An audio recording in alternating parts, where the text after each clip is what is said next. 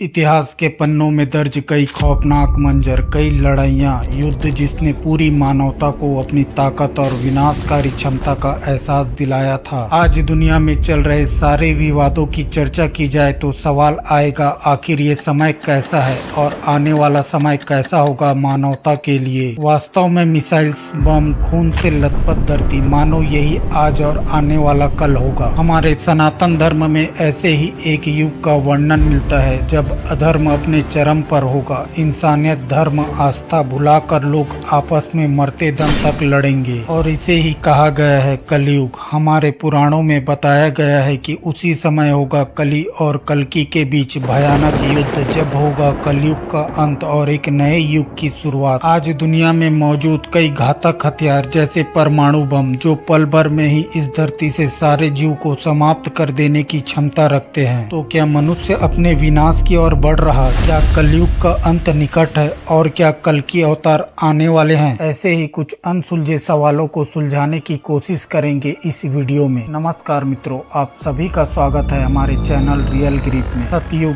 त्रेता युग, द्वापर युग और कलयुग, चार युग एक चक्र की तरह हैं, जो एक के बाद एक पुनः अपना स्थान बनाते हैं, जिन्हें कहा जाता है महायुग। इन चारों युगों की आयु अर्थात अवधि और मनुष्यों का स्वभाव कैसा होगा? सतयुग लगभग 17,28,000 वर्ष, जिसे सत्य और धर्म का युग माना जाता है। सतयुग में धर्म अपने पूर्ण स्वरूप में होता है। लोग सत्य, अहिंसा और धर्म के मार्ग पर चलते हैं। देवताओं और ऋषियों का प्रभुत्व वाला यह युग सबसे लंबे अवधि का होता है। त्रेता युग 12,96,000 वर्ष, इस युग में धर्म का पतन आरंभ होता है, जहां सत्य, त्रेता और द्वापर में विभाजित हो जाता है। इस युग में नैतिकता और धर्म का महत्व बना रहता है, परंतु इसमें कुछ कमी आने लगती है। धर्म और अधर्म एक ही दुनिया में मौजूद इसी युग में रामायण की घटनाएं घटित होती है, जहां भगवान श्री राम ने अधर्म और असत्य का नाश करने के लिए रावण का वध किया। द्वापर युग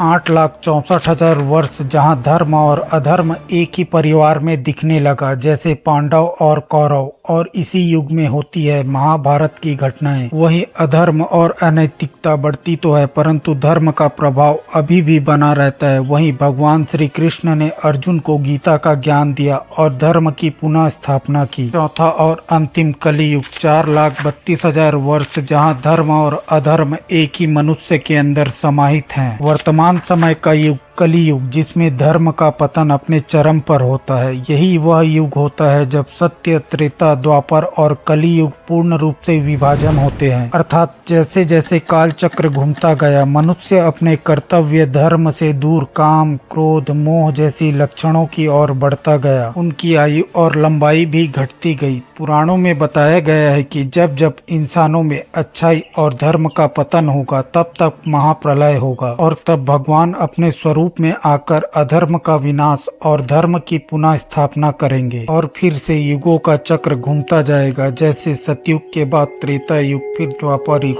और कलयुग, पुनः वापस सतयुग। क्योंकि पुराणों में वर्णित युगों को हमें समझना इसलिए जरूरी हो जाता है कि मनुष्य अपने धर्म के रास्ते से धीरे धीरे कितना दूर होते जा रहा, अर्थात पुराणों में वर्णित मनुष्य के चरित्रों में कितना बदलाव आया। यहाँ पर कलयुग की आयु 4,32,000 वर्ष बताया गया है, अर्थात अभी सिर्फ 5,125 वर्ष ही बीते हैं, अर्थात 4,26,875 वर्ष शेष हैं। कलयुग के विषय में पुराणों में संपूर्ण वर्णन मिलता है। जैसे लोग पूजा पाठ करना छोड़ देंगे, चोर प्रवृत्ति के लोग शासन करेंगे, माता पिता का निरादर करना, चोरी डकैती आम बात होगी, लोग तामसिक भोजन जैसे मांस, मदिरा आदि का सेवन करने लगेंगे। और आज हम अपने चारों तरफ ऐसे ही परिस्थितियों को महसूस कर सकते हैं। भगवान श्री कृष्ण के अपने मनुष्य रूपी शरीर को त्यागने के बाद और राजा परीक्षित को मिले श्राप के बाद ही कलयुग का आगमन हो गया था। परंतु पुराणों में ये भी कहा गया है कि प्रत्येक युग की तरह कलयुग में भी भगवान विष्णु अपने 10वें अवतार यानी कल्कि अवतार में अवतरित होंगे और वे पुनः अधर्म को धर्म की राह पर लाएंगे। तो आखिर कौन है कल्कि अवतार? क्या वर्णन मिलता है पुराणों में? जैसा कि वर्णन मिलता है, भगवान विष्णु अपने 9 अवतार अब तक ले चुके हैं, जिनमें सतयुग में हुए 4 अवतार मत्स्य, नरसिंह, कूर्म,